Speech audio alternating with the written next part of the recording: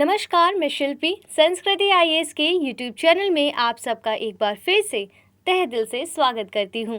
आज के अपनी इस वीडियो में हम एक और योजना आपके लिए लेकर आए हैं। आइए अपनी स्क्रीन पर उस योजना से संबंधित एक पीटी के प्रश्न को जरा देख लेते हैं। प्रधानमंत्री मत्स्य संपदा योजना के संदर्भ में निम्नलिखित कथनों पर विचार कीजिए।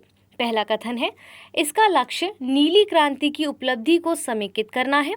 दूसरा कथन है, इसे सभी राज्यों और केंद्र शासित प्रदेशों में संचालित किया जा रहा है।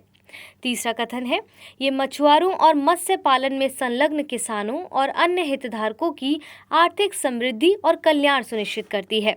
उपयुक्त कथनों में से कौन से कथन सही होंगे?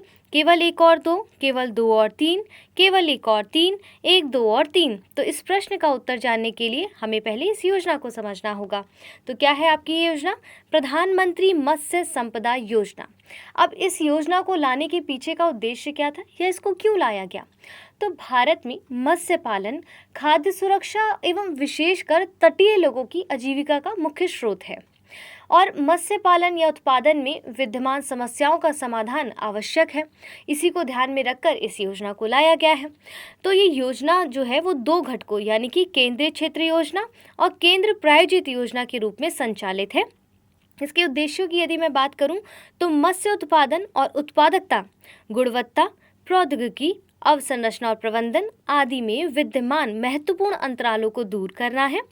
मछुआरों और मत्स्य पालक किसानों की आय दोगुना करना है। खाद्य एवं पोषण सुनिश्चित करना है। रोजगार के अवसर का सृजन करना है। मुख्य विशेषताएं इसकी कुछ इस प्रकार से हैं। इसका लक्ष्य नीली क्रांति की उपलब्धि को समेकित करना है। इसे वित्त वर्ष 2020-21 से वित्त वर्ष 2024-25 तक सभी राज्यों और केंद्र शासित प्रदेशों में संचालित किया जाएगा।